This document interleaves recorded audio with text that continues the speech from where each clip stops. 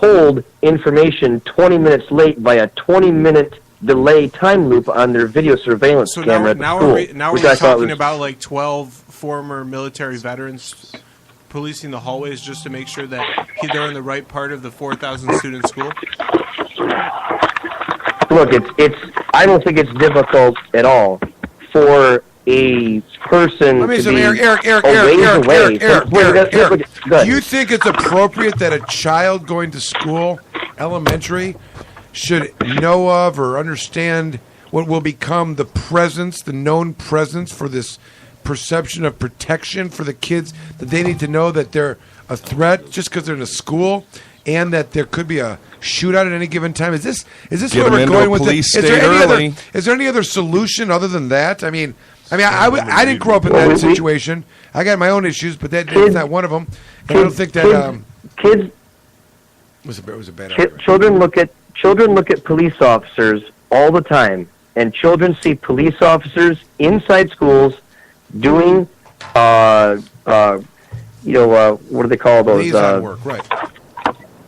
School resource officers. Yeah, but having a presence, not an armed presence.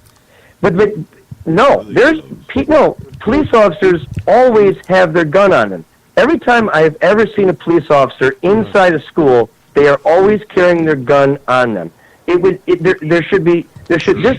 should not be abnormal or obscure to children, whether it be in elementary school, a middle school, or high school. This should be a normal thing. You walk in, you see a police officer in a uniform, he's got a badge, he's got a gun. You know that the police officer is there for your safety, to protect the school, Eric, I got a great idea. I get you. I got a great idea. They're not like paramilitary officers, you're saying. They're not like customs agents or something. But we're going to authorize them to shoot at every door. What's the insurance going to? As we move into the future and we have less crime, we've got to have something for the police officers to do. So look, if we've got extra time, extra funds, and we want to have all three. Eric, I got this. That'd be okay.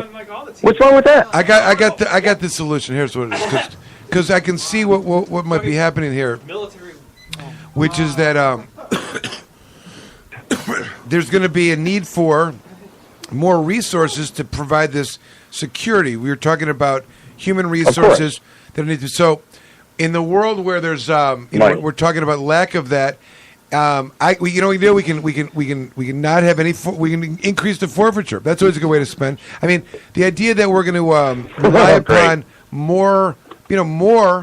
Like, do you not think our government is big enough as it is, Eric? I thought you were a little government guy. Your answer to the gun lobby control brainwash is that more popo. We're just going to give more police to fight them and put them in the schools and put this image of the kids going to school in like a military. That's a political business. There's not enough policing in the state as it is. The school police. I mean, I don't like. I mean, I would prefer the police. We already live in a police state.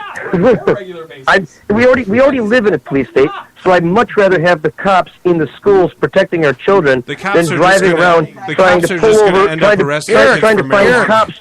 You're saying you accept that we're in a police state, so we need to ante it up and have more police to outdo the more police that we have to outdo the other. I mean, do you know where that dystopia? Ends up? No. Do you know where that goes? Just following the path of. Michael, don't you understand though? The more police in the schools, the more there will be a rationalization for it to have more guns in our houses. Yeah. Right. The more their number goes up, there's more rationalization for us to have a higher militia. I think that personal gun ownership is the rationalization for police to arm themselves up. First of all, let me say this. They get on the stand and say that everybody's a threat. Why is that? Because anybody can have whatever gun they want. You know what was said to me recently by somebody, and I think Steve would even attest to this, that the police officers, maybe for different reasons, don't want people having rifles. They really don't. Makes their job a lot worse, a lot more dangerous. Why they're not speaking out like they really should be? You know, they don't need that. Like their danger levels because of that stuff. They're more hair trigger. You know, which is worse? You know, we need the police. You know, they're more scared because they've got more guns. It's chicken and the egg thing. But you know, at the end of the day, even if whichever way it goes, if like we scaled back or gathered up more, that battle is not a reason to do this. You know what I mean? A reason to do this would be to have less police enforcement right? Like the real answer would be to create a situation where we have less police, less need for police, more freedoms of individuals, less crimes. Having people, and right. not have the guns we need be more freedoms. We need more freedoms for adults. We need the landscape to be where law enforcement is not attacking somebody because attacking an adult for smoking a joint, but instead they're at a school protecting our kids. Look, law enforcement likes to get the bad guy. Law enforcement likes to do a duty. They like to provide a quality service for their country. They're just like a military mentality person. They like their job because they like to defend their country. Defending is what they do. So let's let them do their job and defend the most precious thing that we have to keep safe. Period. Let them do their job. Sit in the school all day. I mean, I could care less. We build them a cafeteria where they eat donuts all day inside of a school. That's very idealistic of you, but how often does the police, what we want them to be doing, actually end up what they're doing? I mean, how many kids are going to get arrested for having dime we don't pass the laws to direct them. Law enforcement's job is to uphold policy. Our job is to write the policy that they uphold. And we're not doing our job to direct them to do the job they should be doing. And instead, they're running around out there doing the job they shouldn't be doing right now. Well, they're doing whatever they're doing, they're getting away with it. No one's saying anything. It's very difficult to say boo about it. So whatever's happening is, for all purposes, the norm. So to say that they're doing something wrong is not fair. And whatever they're doing, they've done this by a very, by not by chance or circumstance. They've methodically created this position of power that this is how it's going to be, and they're going to influence policy. And what you're telling me is that this issue, if it is one, is answered by not dealing with the gun issue, but saying create more law enforcement jobs. I mean, Eric, I mean, the whole problem, I think, with the forfeiture is that whatever the policing is going on now is that they need more money, but they're not budgeted, so they have to have forfeiture. I mean, if we're gonna have a need for a standing army, isn't it going to be more needed if we have more police officers that are armed, or are they guaranteed to be part of the resistance? These police officers we're talking about. And look, I just don't see a shooter going into a school where they know that one or more police officers is actively walking around with an armed gun. Why do we have to do that? To handle that. I believe that there was an armed resource officer at that school. There was. A police officer. And he got bad information. I used to live in Broward County. So that doesn't work. They all have. It was there. That's not the answer. And what you're saying is are sloppy. All the schools are sloppy. Everything about their security, from the cameras to the people working there, it's sloppy. What other country has this? And I just used the word epidemic. It's an epidemic. What other country has this other than the United States? Tell me one. We don't. Is there anything that's unique about the United States that causes this to happen, if you could think of any? Well, I mean, yeah, but it's more along the lines of, conspiratorial, simply because of the fact that it's, you'd almost have to say, I mean, look, if you stepped back and you looked at the anti-gun gun control lobbying effect, if you just stood back as far as you could away from it and looked at it, you'd recognize that it's a strategically placed ad campaign. It's a little bit too fake to be coincidence.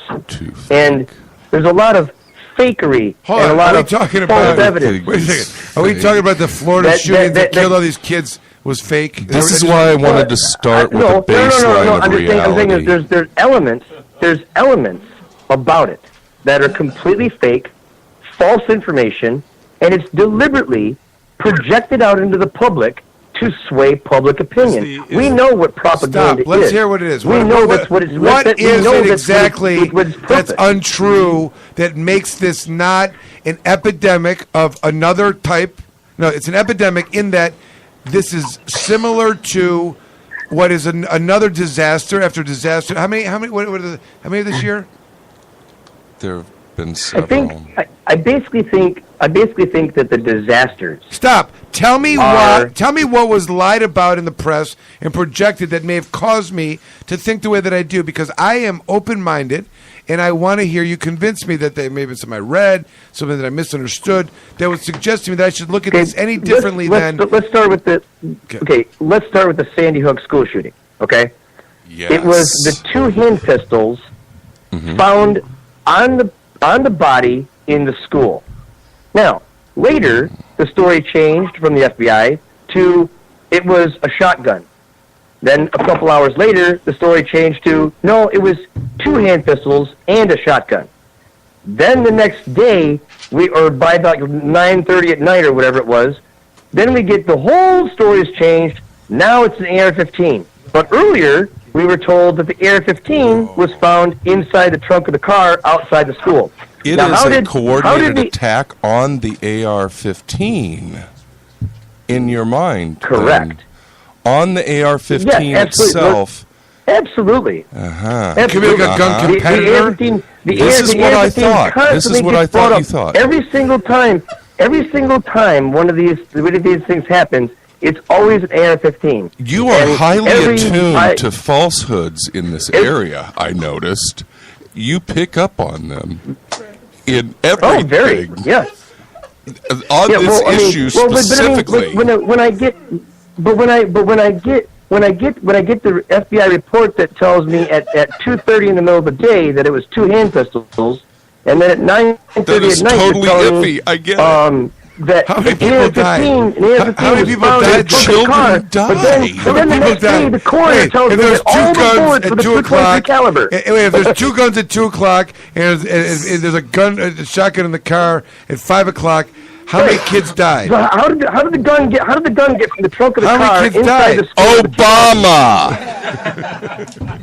How did Obama did it. Stop. What is it about this last one that was so false? It's all weird. What's the one about this last one that was so terrible? I mean, I know all the facts, and I don't want to argue about the other one. But this one, I've been, tell me what it was that was so. I mean, you're getting at that. There's a concerted effort to make us argue about this, Eric. Like someone knows in advance, or like in another planet, they're pushing buttons. Yeah, because there seems to be an overwhelming agenda to the Russians, isn't it? Away. What are the acceptable facts for this conversation? Every time the logical idea of every time a good idea like armed guards in schools, having more serious background checks, all those things are then subverted in favor of taking the guns away. Notice how the debate on CNN last night continuously went. Every time a good idea was presented, that was washed out, and then the idea goes, no, back taking the guns away. Eric, I'm going to ask you this question. Why Number is that? one, what was the last gun legislation that was a prohibition to ownership? When the most recent involved repealing the preclusion of people with mental illness from owning firearms. I mean, that's the most. What about banning private party sales of guns and ammo? How do you feel about that? Wait, stop. Before we even get to that, I just want to ask this one question. Because you probably bought a bunch of them as an investment, right? Because they're high dollar up here. But Chad, I think that is also a potential problem. Let's just say this. Look, an adult has the right to sell a firearm, a rifle, to another adult. They can sell a pistol to another. Look, I've sold. I sold it to someone else. That's how the guns get to Chicago. But you got to go through the county. It's got to, like, I had to go through the county, and we had to go down there. I had to sign it off to the other guy's name. It's a legal transaction. It's all in my name. It goes from my name to his name, or that person's to, whatever.